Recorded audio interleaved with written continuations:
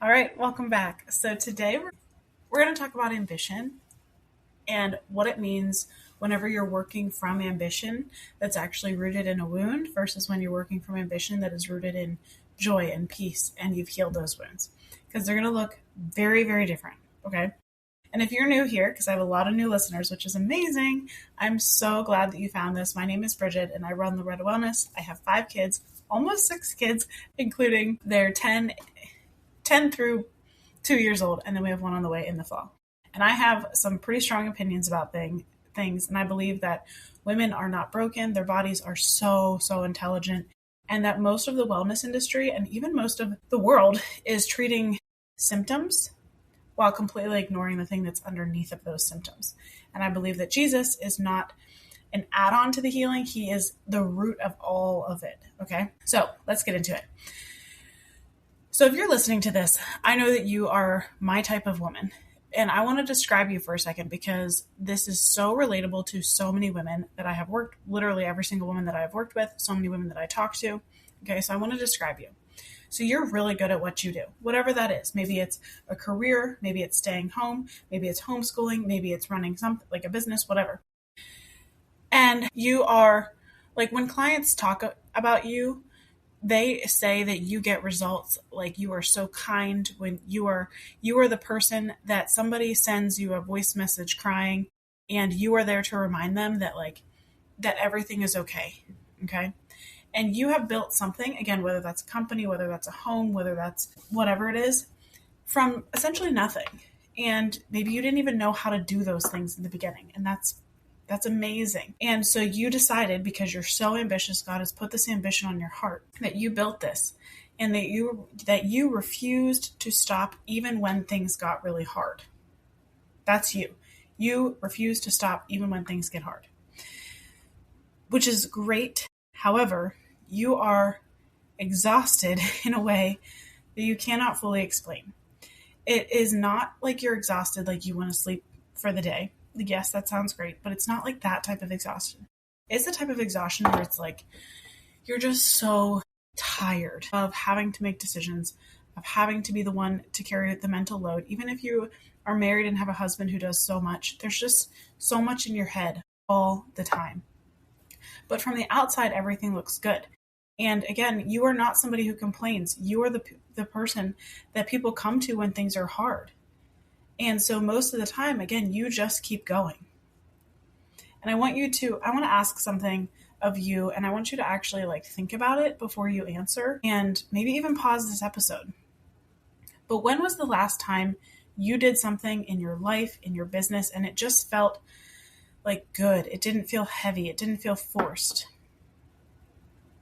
Again, maybe even pause that. Think about that a little bit.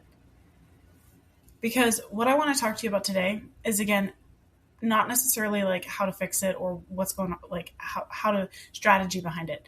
Because I know that you have invested in your strategy, again, whatever that looks like in your state in life. I know that you have probably hired coaches. I know that you have bought courses and have built this beautiful thing, whether, again, it's a business or a home, and maybe even you have a team that's underneath of you. And you are not somebody who avoids doing the work. Again, doing the work is not the issue. The issue is what's underneath the work. And the issue is what's underneath what's fueling that work. And what I want to say before we go any further, because I know who you are and I know what you're thinking, is that this is not going to be me telling you that you are too driven or that you are too ambitious or that you need to slow down or you need to be more present or you need to do whatever. This is not that.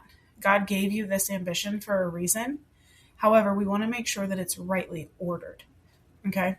Again, everything that God does is good, but sometimes it can get twisted based off of either the evil one or the world. And we want to make sure that everything we're doing is rightly ordered according to his plan, not according to what the world wants or according to what the evil one is whispering in your ear. Okay? And so that's what we're really going to get into today, because I believe that you were made for exactly the level of impact that you are reaching for. And again, that's going to look different for every single person. And that's beautiful. Some women are really wanting to go up here, and other women are okay here. And that's okay. That's beautiful. That's part of that's life. Right? God has given you the ambition that you need. and that's not a problem. Okay. So before we get into what this actually is, I want to get really specific with you because I do not want this to feel abstract. I want you to actually understand what it is that I'm speaking about. So I'm going to give you a few examples, okay? And again, these are going to apply in business, but also in life as well. So you answer emails at 10 p.m. You do not sleep with your phone you sleep with your phone right next to your bed. You are looking for those emails, not because there's some genuine emergency, but because there's something in you that says that you do not trust the silence, that if you take off even for a few hours, that something's going to fall or something is going to be revealed. And again, you're not really sure what you're more afraid of, what's going to be revealed or what's going to fall. And so you have a really hard time letting yourself slow down long enough to even see what's going to happen. Okay. Another one is that you get on a sales call with somebody and within about 3 minutes whether that somebody is going to buy or not. You know what I mean? And you can feel that hesitation coming up and something starts to shift in your body before your brain even really understands what's going on. And so this can look like, even if you don't think that this is a good fit, you still might try to lower the price so that it works for them. You might try to throw in this freebie, that thing, that bonus, whatever.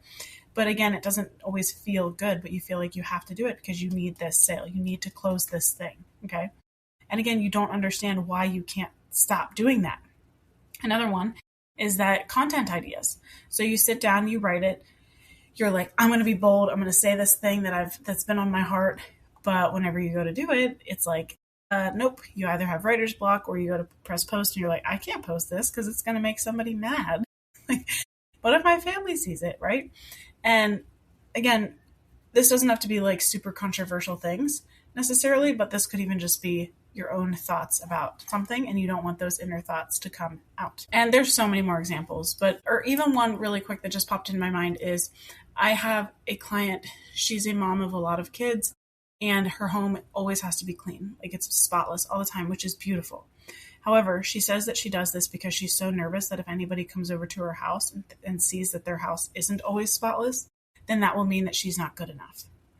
And what's interesting is that when she goes to other people's houses, she doesn't care really what their house looks like because she's there for those people. But it's something about when people come to her that she feels like she has to really be perfect. Does any of that sound familiar? Because if it does, again, this does not mean that anything is wrong with you. What it means is that you are working from a wound and you are so good. You're so good at it. You're so good at working that almost nobody around you can see the difference between working from rest and joy and working from the wound. Okay. And I do want to say this here because this is exactly what I built my summer program expansion around. This is the thing I could not find anywhere else when I was in the thick of it myself. Expansion starts June 1st. So next week, it's an 8-week live course for the woman who is exactly what I just described. And I'm going to tell you more about it later on in the episode, but I just wanted to mention that because I know that so many of you are interested. Okay. So I want to tell you my story a little bit just because that will give you a lot of context. So I went through a season of my life where I started my first business in 2014. It was in person. It's an event. It's still running today. We have incredible results. We have amazing reviews, thanks be to God. And we loved it. But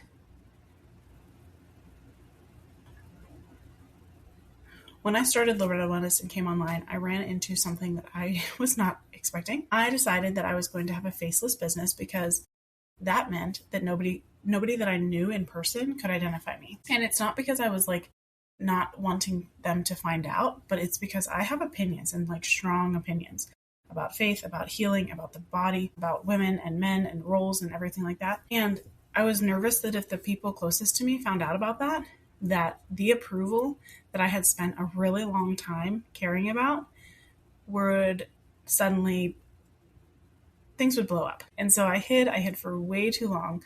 I was creating content and building the back end and doing all the strategy, and the income was barely moving. And I kept telling myself, I just need to get better. I need to get more consistent, more strategy. I invested in so many different programs. But what the actual problem was that I was trying to build a business from behind this wall. And so finally, in the summer of 2024, again, not that long ago, but it seems like a lifetime ago, I was 1 month postpartum with my 5th baby. And because apparently I like to do hard things while also trying to keep multiple humans alive. I still remember exactly where I was. I was sitting at this park swing at this playground orchard thing near our house, and I recorded a reel with my face on it. I don't even remember what it was about, but it was probably terrible, but that's okay. And I want to tell you what was happening in my body, like the moments before I hit post, because my heart was like racing. And it wasn't because I was afraid of actually my face being out there, but it was afraid that my mother would see it, my in-laws would see it, like the people from my hometown would see it, that people who had known me before I had these opinions were going to be surprised or confused or critical. But I hit post anyway, and I didn't die. And it actually was so empowering to be like, this can happen. Like, I can speak my truth. I can speak the truth. I can speak from who is authentically me. Okay. And what actually happened is that my income started to change. And that wasn't necessarily like the big thing. That just is an external reflection of what was happening. But internally, my ability to reach the women that I was called to reach started to change because I was changing, because I allowed myself to be authentically me without feeling like I needed to try to holster myself. Okay. And the work actually got better because I was finally doing it as myself instead of a version of myself that I was like trying to construct to be safe. And so, yes, eventually my family found me. Some of them have said things that have genuinely hurt. Some people, not just family, have made comments. There's just a lot of stuff going on whenever you're in that public eye. But what I want you to understand is that the period before I finally was like authentically Brigid, I spent hiding. And only really my husband like knew who I was authentically. And I was also working constantly. Like, I worked so much. I would teach school from 7 until 3. I would leave. I'd start teaching horseback lessons from 3:30 and I'd work until 9 p.m. I'd eat a horrible dinner. Usually it was like Velveeta mac and cheese, which grosses me out right now thinking about it. And I'd go to bed and I'd wake up at 5 a.m. and I'd do it all over again. And I thought that I was working hard and that I was doing this because like this is what ambition does, right? But that is not ambition. Working that hard but also still having that fear of what would happen to my relationships, to people in my life if I said what I actually believed, if I did what I actually wanted to do. That was a wound wearing like the external view of that ambition. But again, that wasn't actually ambition. And I know the difference now because I finally did the work to heal what was underneath of it. Again, not to manage it, not to regulate it, but to actually heal it. And that's a completely different thing. Okay. And so now let's get back to you here. I really want you to know that your body is not your enemy. And you probably know that if you're listening to this, and it sounds obvious, but I work with women every single day who are treating their bodies like something, and their families, relationships, like something that needs to be controlled and managed. Okay. And so thinking about like, oh, if I'm anxious about this thing, then that means that I'm not good enough. Or if I have resistance to this thing, then that's like me thinking that I'm going to fail at everything. Okay. Or if I have exhaustion, then that means that I need to do some biohacking to not be exhausted. And what I know from all the work that I have done with women and from my own experience is that the body always, always, always is telling you the truth. It always whispers first before it screams. And we really want to get good at listening to those whispers, whether it be for health reasons or whether it be for relationships or decision making, anything like that. We just have to learn how to listen. And sometimes that takes a while. So like the 2 a.m. wake up call, literally whenever you wake up at 2 a.m.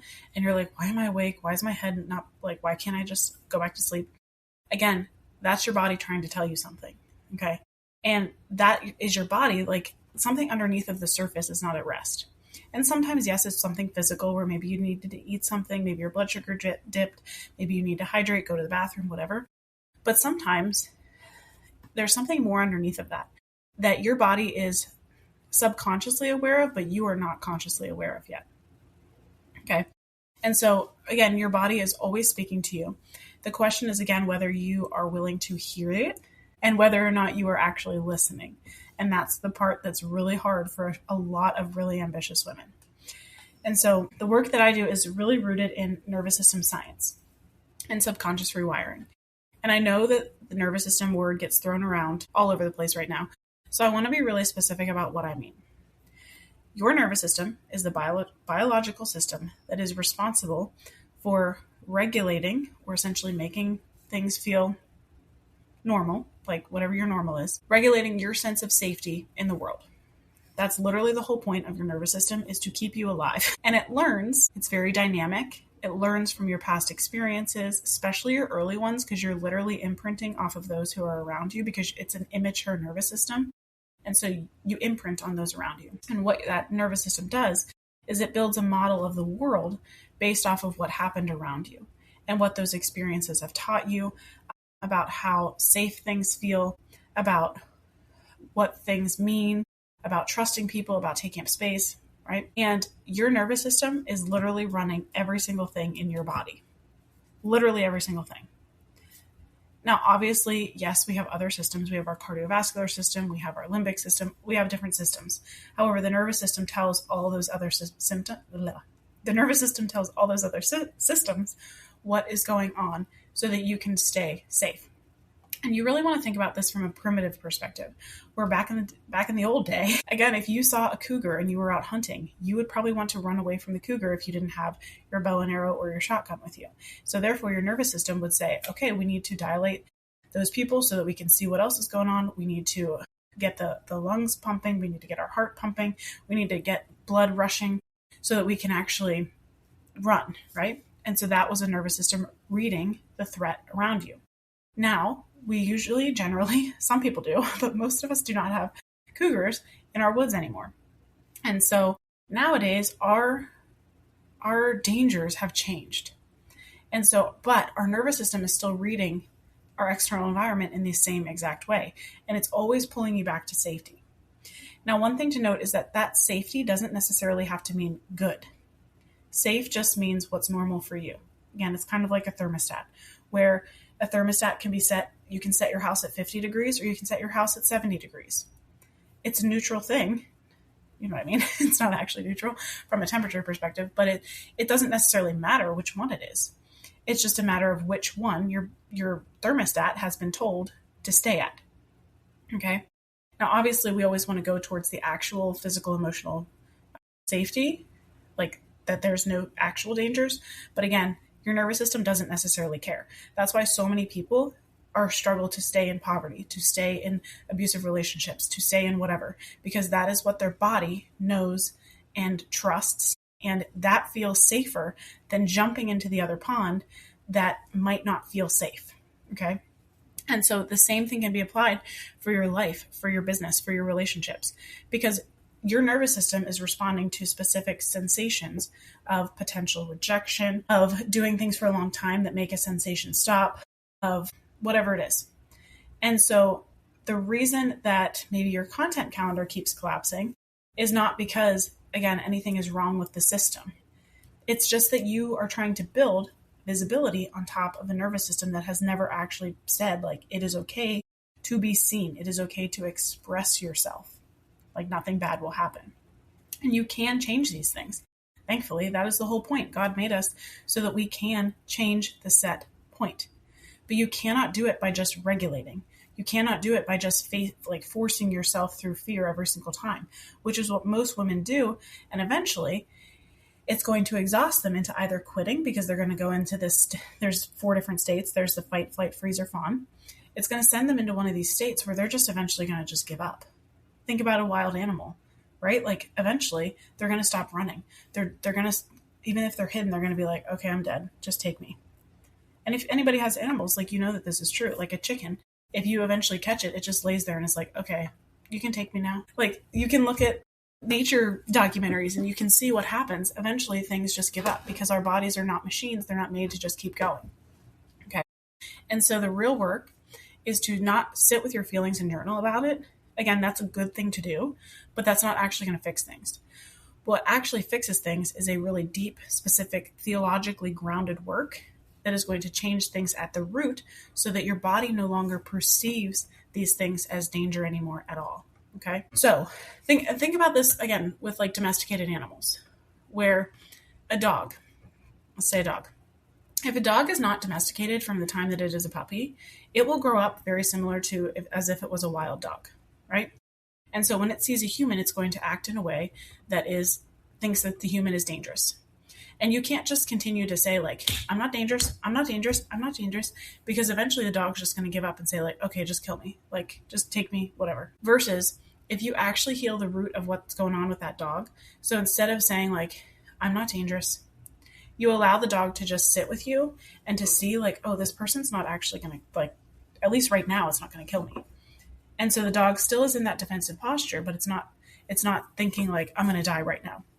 And over and over and over and over again, eventually that dog learns people actually aren't that bad, right? And it gets more complicated than that, but just trying to relate it to something that you've probably seen on Animal Planet if you're anything like me, okay? And so again, we do not just do like journaling work. This is really specific wound work. And these wounds are running your nervous system. Like these wounds are the ones that wake you up at 2 a.m. or make you have these crazy dreams or whatever. They have origins. They can be healed. And again, not managed, not regulated, but actually healed. And when they are actually healed, the ambition does not go away, but the capacity to hold the ambition finally is able to catch up. Okay. So I want to talk about Saint JP2 for a minute, because what he says, I mean, so much of what he says is amazing, but specifically, I'm going to butcher the name of this because I struggle with Latin. Mulinaris Dignitatum, which is an apostolic letter on the dignity and vocation of women. It's an amazing letter if you've never read it. It's so good. He names 4 things: receptivity, generosity, sensitivity, and maternity. Okay. These things are so good. And not necessarily, like, try to get rid of your brain's definition of like maternity and receptivity and things like that. Again, this is very theologically based and based off of physiology as well. And so let's start with receptivity. Receptivity is the capacity to receive what is given, to hold what is offered, to create from this place of trust, from in the one who's actually providing, rather from a place of like, I have to manufacture this entirely myself, or therefore it will not exist. Okay.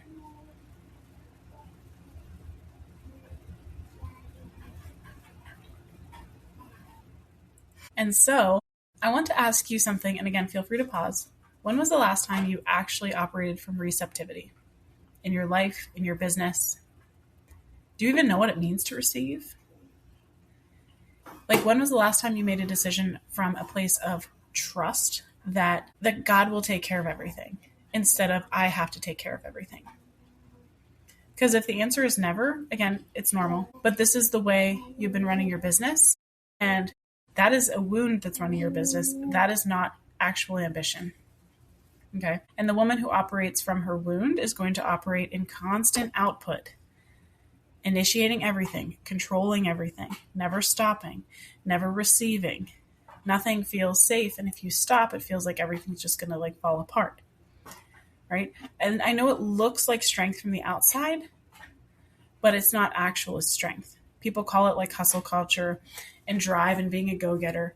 But again, doing this myself and doing it work with other women, like that is a woman who has never allowed herself, because she learned that it wasn't safe, that she could never put something down. Okay. Versus the healed version of you. Again, she's not less ambitious. She still has these big dreams, these big goals, but she's not like a pushover or softer or anything like that. She's not mean. She's not less capable or whatever. She actually builds from a completely different source. So instead of building from this wound, she is building from clarity. She's building from abundance. She is actually receiving, and she's allowing herself to receive the provision, the clients, the recognition, the whatever, instead of feeling like she has to control every single thing. And that is the woman that God had in mind whenever he did create you, because you are his child. Can you imagine if you have children that you would not take care of your children? No, right? Like you would do anything for them. Yes, you're going to have them learn some hard lessons sometimes, but you're always going to be there to support them. Okay? All right, so this is the next piece here that I really want you to stay with me, because this is something that so many people just like slide past because it's very uncomfortable. Okay, so for most of my life, I operated with God the same way that I learned to operate with everybody else, which was essentially like to perform well, to be useful, to not need too much, to not take up too much space, to be the good girl, to not have so many emotions, to just like be quiet, right?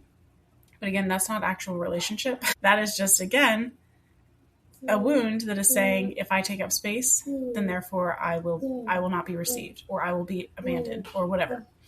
And again, I did not consciously know I was doing this. Most of us don't know that you're doing, like, I'm sure you're doing this, and you might not even consciously know. This is one of the things I teach my clients, is how to figure out what is the wound that is actually subconsciously being played out. And there's only 7 of them. It's not that many. And so I did all the things. Like, I went to mass, I prayed, I did all the things. But at the level where the nervous system runs the show, I believed I was responsible for everything.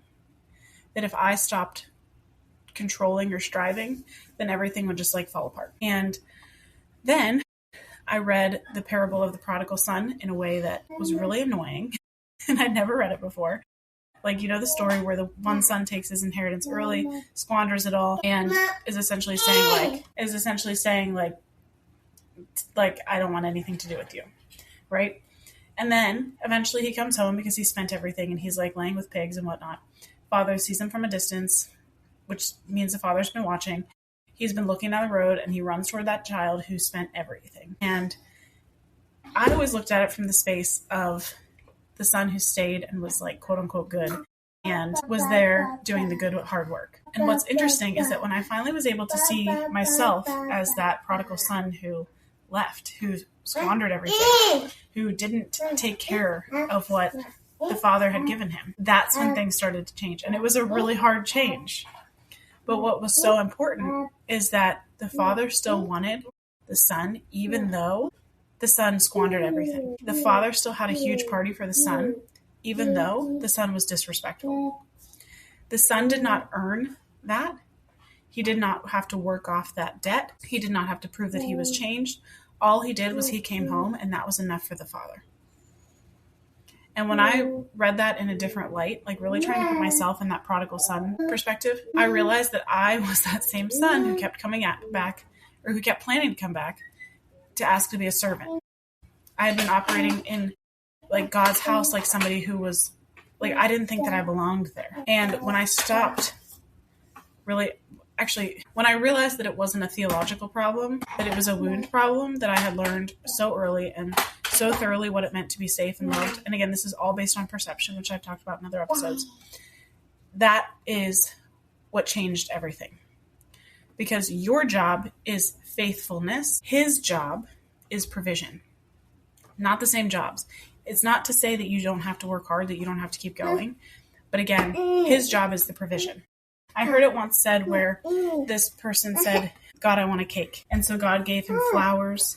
God gave him flour. God gave him baking soda. God gave him milk, eggs, all the things. And the person said, like, God, I wanted a cake. And God's like, I gave you everything for the cake. That is the provision.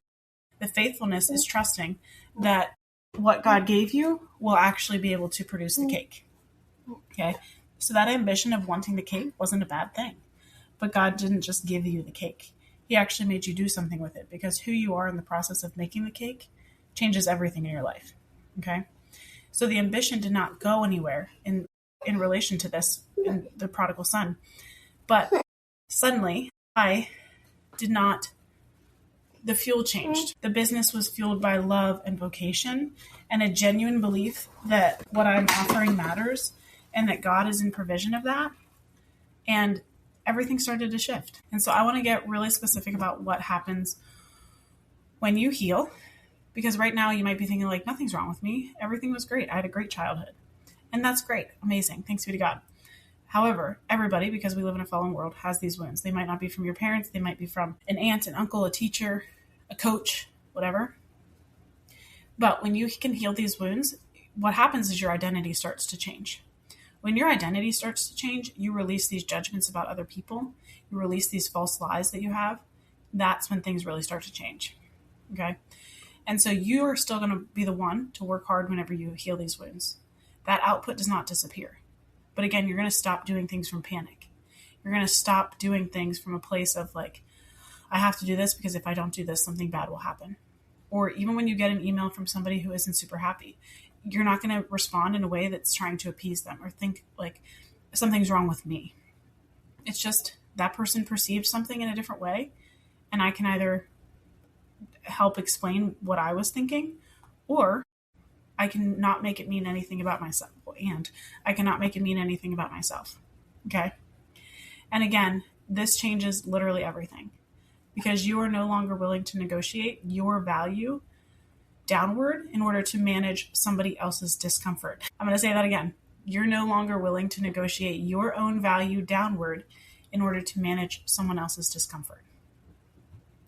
Practically, this looks like taking days off, believing that it's okay, letting people help you, delegating, showing up consistently in life and in business, not fearing driving in the quiet, not always having to have a podcast on or music on. And that visibility, again, not visibility in the sense necessarily of showing up on social media, but that visibility of being authentically you in every single situation, it's no longer going to feel threatening because it's just who you are now. Okay? And when you don't do this, you already know what road it's going to lead. It's going to lead to the same exact fruit that it's produced already. But when you do heal this, everything starts to get clearer. Okay? And so, with all that said, I really want to talk to you about expansion. Because if this episode, you're like, oh my goodness, this is me. If you've been recognizing yourself in things I've been describing, like keep listening because expansion is where you need to be. It starts next week. It's an 8-week live program. And it is for the woman who, again, exactly who I've been talking about in this episode, which is you. And you just can't figure out why you have the same ceiling, like why it feels like you can't move past where you have been. So what we're going to do inside, it's technically for business owners, but I have a few in there who are not business owners, and it's going to be amazing. What we're going to do is we're going to identify specific internal capacity ceiling. That just is a fancy word for like, what level do you feel safe? Okay. And this is exactly what your nervous system is doing the moment your body starts to read things as threats. Okay. And we're going to name that specific pattern, and we're going to start to change it at the root. We're going to find the message that God has put inside of you. And I mean like super specifically, not the message of like, I help this person do this thing, but like, who are you? Like who does God want you to be? How is your story going to help somebody? Because every single story is helping somebody. And I hear this from I heard this just last week from a couple of my clients. They just started, and they were saying, why would somebody choose me over this person who has this many followers, this much clout, like whatever? And it's like, because they don't know you. They haven't had you, like those other people, they have their own like secret sauce juice that they do, but they're not you. And somebody wants you. Like I had a client actually join one of my programs, and I asked her, I was like, why'd you choose me over somebody else? Because she said she was choosing between two. And she was like, you have horses. You're going to get it. And she had horses. And so we were able to really use that connection that we had in order to help her understand things in a way that maybe she didn't understand before. Right? So yes, even though I might do something very similar as somebody else, nobody else is me. Nobody else has my life. Like I have horses. I have wool insulation in my walls. I'm a weirdo about certain things. And like some people like that and they love that and they want to like understand that more, and some people don't, and that's okay. Okay? But again, I'm not trying to show up as somebody that I'm not. Like if you're a client, my kids might show up on my calls because that's just my life. And if you're not okay with that, then you're not going to be a good client for me. If you are okay with that, then great, let's chat. So back to expansion. We're going to meet once a week, one live call. I know it's the summer. You can do it by the pool, and I'm completely serious about that.